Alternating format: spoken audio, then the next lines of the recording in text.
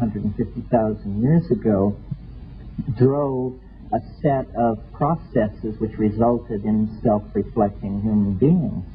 I won't recapitulate that now, except to say that that process didn't end with the invention of language or the domestication of cattle.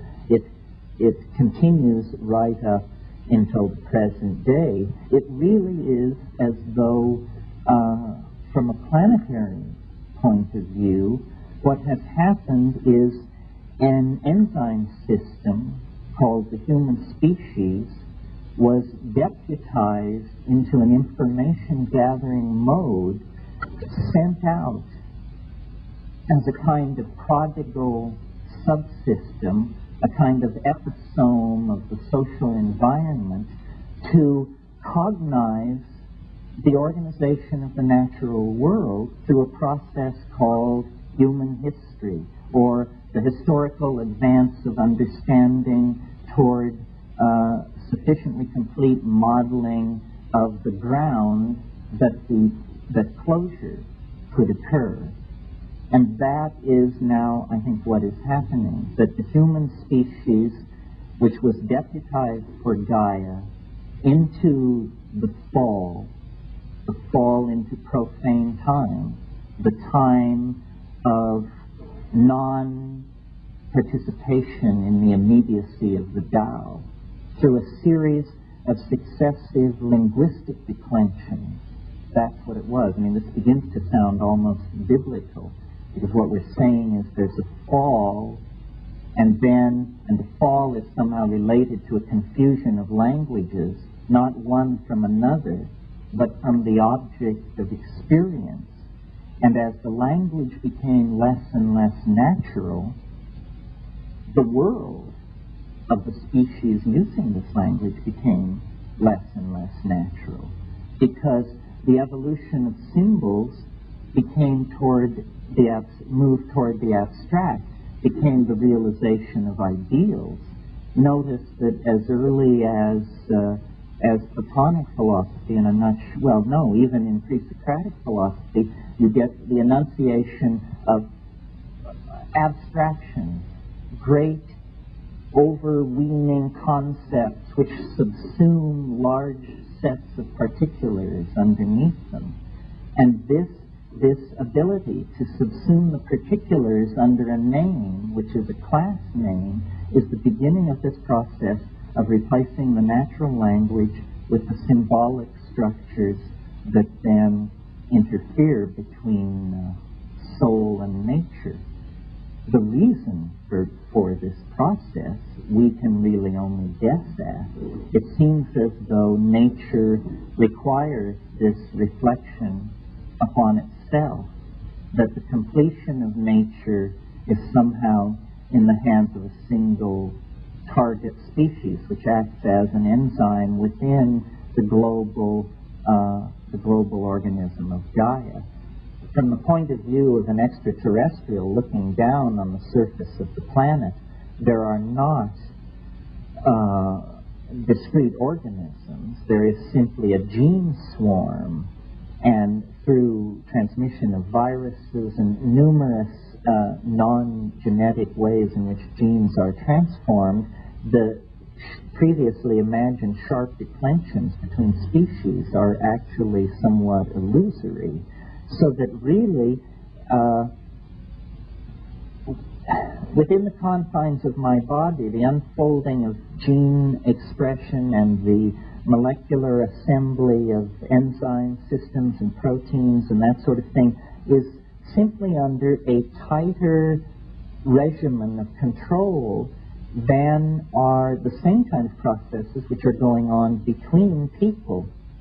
We are really a loosely regulated organism that has a tendency to ever tighten the control between its subunits, so that you can see the evolution of language, the evolution of technology, and its being at the service of media, the rise of cities, oral poetry. All of these things, we seem to strive for greater and greater cohesion, greater and greater free flow of thought among ourselves. And what we're looking toward is a moment when the artificial language structures which bind us within the notion of ourselves are dissolved in the presence of the realization that we are a part of nature. And when that happens, the childhood of our species will pass away, and we will stand tremulously on the brink of really the first moments of coherent human civilization.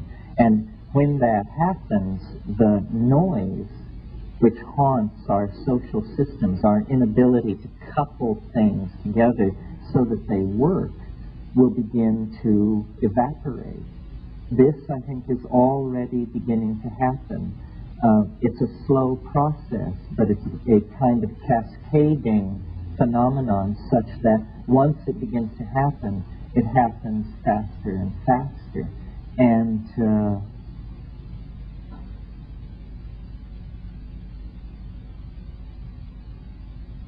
the mirroring of psyche that was always the glamour, if you will, which stood behind nature, is correctly perceived with greater and greater clarity as this process proceeds. And this correct perceiving of nature's relationship to self and language is the essence of all of these cultural vectors that are converging. Feminism, the exploration of space, the perfection of the thinking machine, or of the human-machine interface, the mysterium tremendum at the core of the psychedelic experience. All of these things are, I think, going to be seen as anticipations of this post-historical state which lies beyond the working out of the themes that have been set in motion by materialistic science. In other words, the forces that are being set in motion and sustained by so-called new thought, new age thinking. This is why, because this seems to be happening, because it seems that we, and by we I mean all of us, did in fact identify early on a trend in society which is now going to have enormous repercussions, that there is a responsibility to clear thinking about what this thing is and how it works. There seems to be a kind of a rush to get in line with the sloppiest metaphor as quickly as possible, so that, you know, and there have been a number of, let's say, syncretic faiths or new myths that have arisen and competed with each other with greater and lesser degrees of success. I suppose this is a healthy thing, except that it gives such comfort to the people who think we're all airheads. You know, I mean, they observe all this, and it confirms for them that it's a hopeless lot. Nevertheless,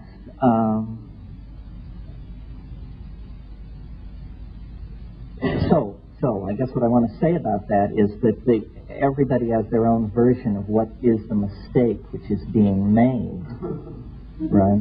So here's my version of what is the mistake that's being made. It's that there is a confusion between scientific materialism and reason. Science has set itself up as a kind of new pontificate, and brooks no challenge. It expects to make judgment on any idea emerging from any realm of human endeavor. It has set itself up as judge and jury.